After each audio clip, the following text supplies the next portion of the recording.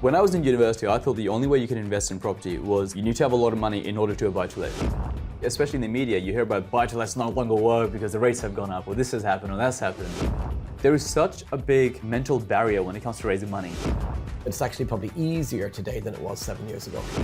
You can make £500 to £1,000 a month by doing rent-to-rent service accommodation. It's a way to get started with that much money. Hi, Kevin McDonald here and welcome to the Progressive Property Podcast. Today's episode of the podcast, I've got a very special guest, Ahmed Khan. Now, Ahmed Khan's been in property for a few years now, but he started his property journey while still in university and built up a property business in London, never went into a career and just continued to scale that property business. So I'd like to talk to him today and find out how he did this and maybe give you some ideas on how you could too. So Ahmed, thanks for joining us. No, thanks for having me. Yeah, so first time I met you was how many years ago?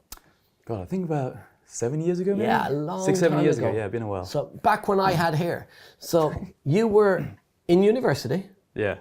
thinking about doing what career? I studied economics, so I wanted to go into finance. Okay. Which was a natural, progression. Right. But that didn't really quite pan out. So I think I applied for about 30 different jobs, internships, and everything else. Nobody wanted you. Well, yeah, pretty much. And then I think I went to an MSOPI event. Yes, The MSOPI, for anybody listening, is Multiple Streams of Property Income, which is Progressive's flagship event. Yeah, so went to one of those and then just thought that could be an alternative rather than getting a job straight away in finance. So I think that's probably the first time we would have met at one of those events. So wait a second. So you're studying in university. Yeah. What year were you in uni? Year 3. You were in year 3 at Yeah, final university, year. and you decided to attend a multiple streams of property income and thought that could be an alternative to an economics career.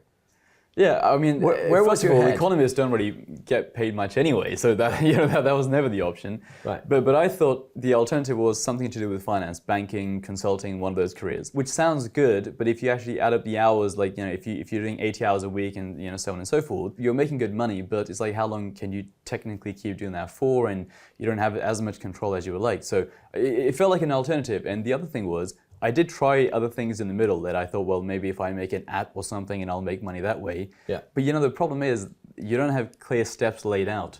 It's like, well, what's step 1? What's step 2? Yeah. Whereas when you do something in properties, like as long as someone else has done it, it's a bit more repeatable. If you're doing something in, I don't know, Peterborough, and I'm doing something in Stevenage, it's going to be the same process. It's just the area is different. Whereas with a lot of other businesses, the entire thing could be completely different. Right. And you waited until you were in year 3 of your economics degree to figure this out? Yeah, it took a while. It took 3 years, yeah, pretty much. By the way, I can pick at him like this because I've known him for 7 years now. So This is the first time we're meeting. When I was in university, I thought the only way you can invest in property was you need to have a lot of money in order to do a buy-to-let. So I thought, okay, well, going back to your point, did it take me 3 years? Because I knew about property from year 1, but it was like, well, I don't have £100,000, £80,000, £40,000 lying around. For example, my uncle has a property, but he's a doctor. He makes a good income, and then he puts that into property. Yeah. So, I thought I was going to do this on the side, but when I went to these sort of events, and there were ways of investing in property which didn't require 20,000, 40,000, 50,000. The fact that you could work with other people, you could joint venture, you can use their money.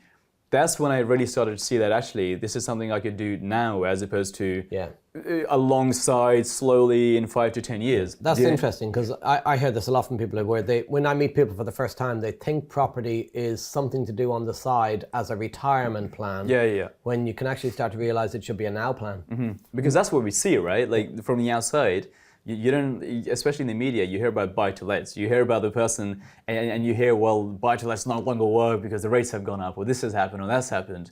And that is what the general public is doing. But they aren't aware of all the, the rent-to-rents and the joint ventures and everything else and the BRRs and so on and so forth. So of course you're not going to see it as a viable plan. What was your first step into getting going then? So I did what was called Progressive VIP at the time. Yeah, so the academy, yeah. The academy, yeah. Please welcome to the stage Mr. Ahmed Khan.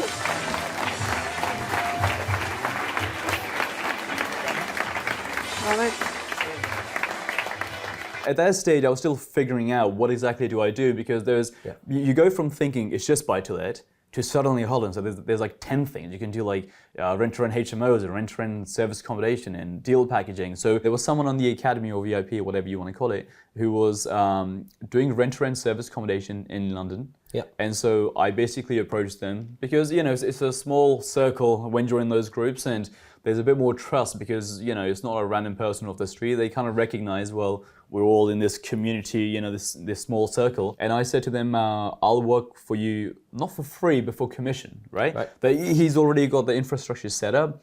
I'll sort of come along, I'll help you with things, I'll help you raise money and those sort of bits, and I'll take a part of the deal. So I started doing that, which gave me the confidence, gave me the experience, gave me some credibility. So for a lot of people watching this, they'll go, I can't do property because I don't have any money, I don't know where to start, etc. So basically, you came and learned how to do property. You joined the academy, so you got people around you, and you basically said, I'll work for free, but for a fee. Yeah, because I think we'll both agree on this, which is, in property, you either need the expertise or you need the money. Yeah. It's like you need one of the two. Yeah. So if you don't have the money, you need the expertise. And so one way you get the expertise is by working for someone for free or for commission, right? Yeah. Because if I said, give me a job, he wasn't going to give me a job. But I was like, listen, I'll just do it for free. If it works, I'll take a commission out of it. But what that does is it gives you credibility and it gives you experience. So then the transition was I started doing my own rent-to-rent projects. But then I started raising money from other people because now I had credibility. Yeah. So my advice always is, if you don't have money or experience, you're not going to get money out of thin air. So let's just park that to the side, right? Yeah. Because the only thing you can solve is expertise.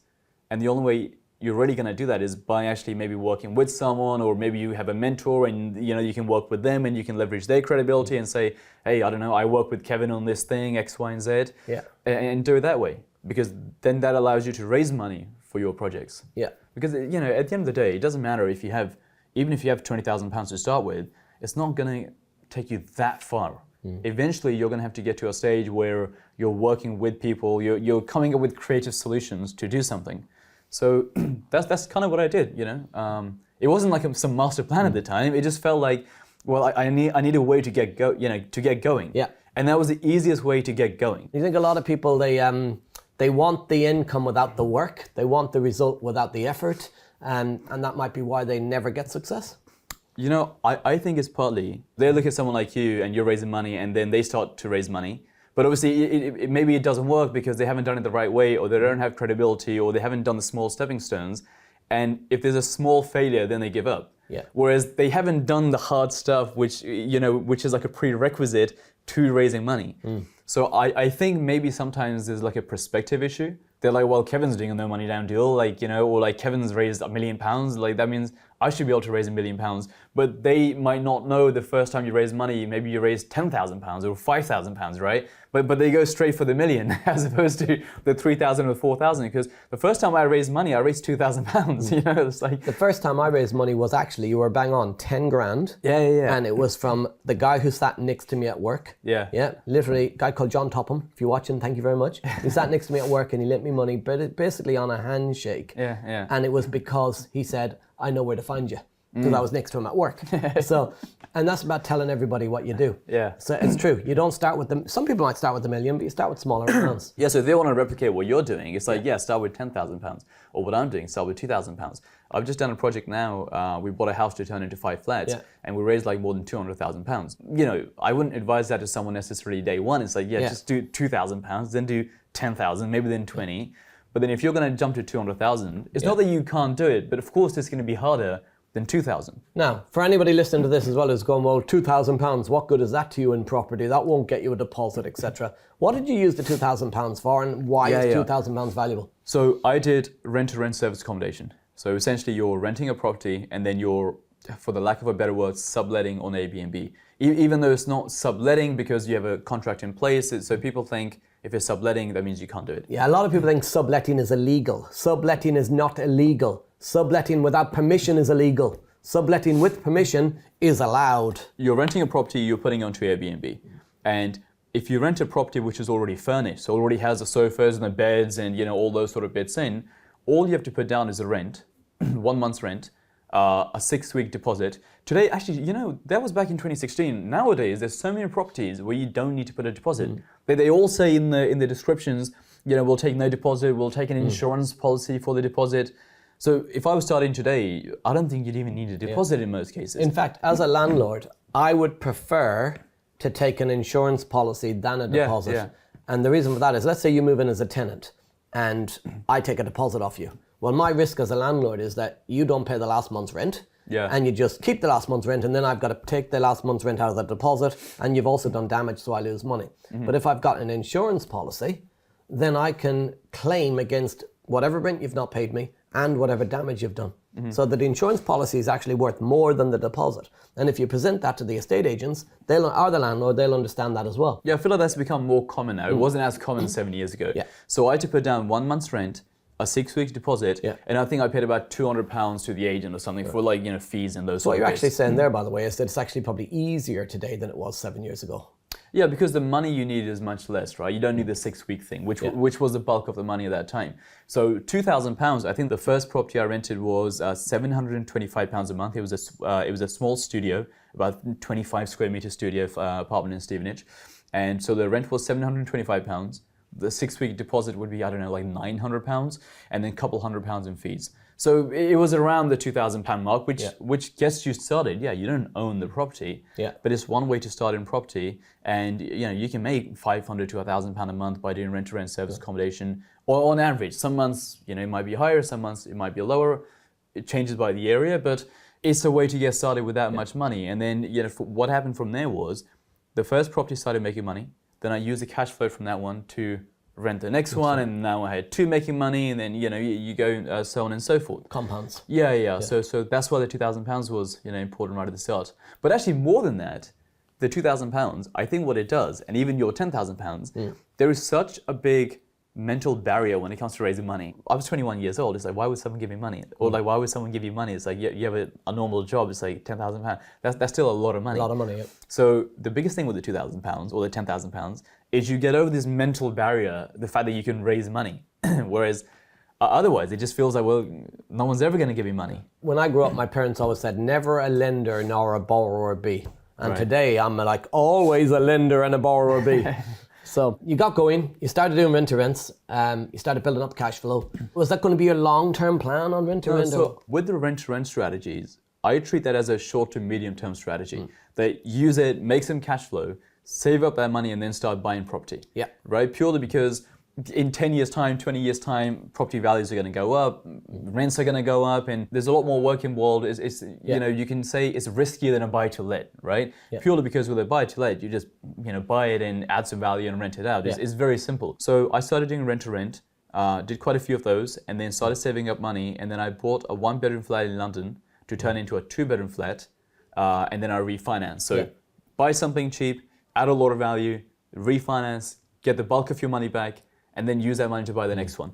So I was buying 1 beds, turning them into 2 beds. I think there's a bit of a paradox in there, what you spoke about. And a lot of our listeners, what they do is they go, I don't want to manage somebody else's property. I want to own my own. So what they do is they say, I want to own my own, but they don't actually have the money to own their own. So they never get started. But with rent-to-rent, what you're getting at is by making cash flow from rent-to-rent, it's actually a stepping stone to be able to own your own. Did it help you raise finance, being seen doing deals, even though they were rent-to-rent deals? Did that help you raise money? That's actually a very good point, because what happens is, it doesn't matter what you're doing in property. Whether you're doing rent-to-rent, you're doing deal packaging, you're doing HMOs. From the outside, the people who are going to lend you money, from their perspective, you're just doing property. They don't understand the intricacies of one's a rent-to-rent and one's a buy-to-let and one's a BRR. Whatever you do in property, you get credibility from the fact that you have done that particular thing. Yeah. So it's a good point, because it made raising money so much easier. Now I can point to 3 years worth of work, saying, well, I've done a deal in London, in Stevenage, in all over the place. So how long was it before you then started to buy property from when you got going initially? About 2 years. 2 years. About 2 years. And given all I did was, I was buying these 1-bedroom flats which had a separate kitchen. I'd move the kitchen into the living room, make it an open plan living room, and then turn the kitchen into a bedroom. It's like a handyman can do that, right? And that was actually another thing, which is what happens is, I think people look at property development and they go, well, I want to do something big. Yeah. In my head, I was like, there's no way I can do anything big. So I was like, what's the simplest, easiest thing I can do? The easiest thing was, let's just move the kitchen around. The structure and the foundations and, with all the property development, I've got no idea how any of that works. So for me, that was the natural progression. Let's just move the kitchen, do it that way. So I did 5 of those. Did one in Vauxhall, London Bridge, Battersea, Brixton, West Hampstead. And then in my head, I was like, well, what's the next stepping stone here, right? I bought a 3-bedroom terraced house, turned that into 2 flats. So no extensions, no nothing. Again, it was a bit of a jump, but not a huge jump, right? I didn't go into, let's buy a house and turn it into 15 flats or anything along those lines. Yeah. Did 2 flats. Then I bought a house, turned that into 4 flats. Then 2 weeks ago, we just completed on something, which is a house into 5 flats. So 1 bed into a 2 bed, house into 2, house into 4, house into 5. But I think on social media, it's like if I make a video where I've just done a house into 5 flats, people assume I've just started and I've jumped straight into this. But they've missed the bits where I was raising £2,000 for a small rent deal. And it's like you need those stepping stones. It's like, you have to do Key Stage 3 to do GCSEs, and it's like you have to do GCSEs to do A-levels. Your end goal isn't GCSEs, but you have to do GCSEs to do the A-levels, and you have to do A-levels to do a university degree, and you need a degree to get a job, and it's like, it's the same thing. So if you want to learn how you can get started on your property journey, how you could start to raise money just like Ahmed did at the beginning of his journey, I recorded a completely separate video on how you can raise money for your property journey. You can watch that right now here. Also, there's a completely free report on how you can get started in property using no money down investment techniques. There's lots of different techniques from lease options, assisted sales, exchange delayed completions, vendor finance, joint venture finance, private finance, so on, lots of them. Go download it right now and get yourself started on your property journey. So I've been Kevin McDonald, this has been Ahmed Khan, you've been amazing, I'll see you next time.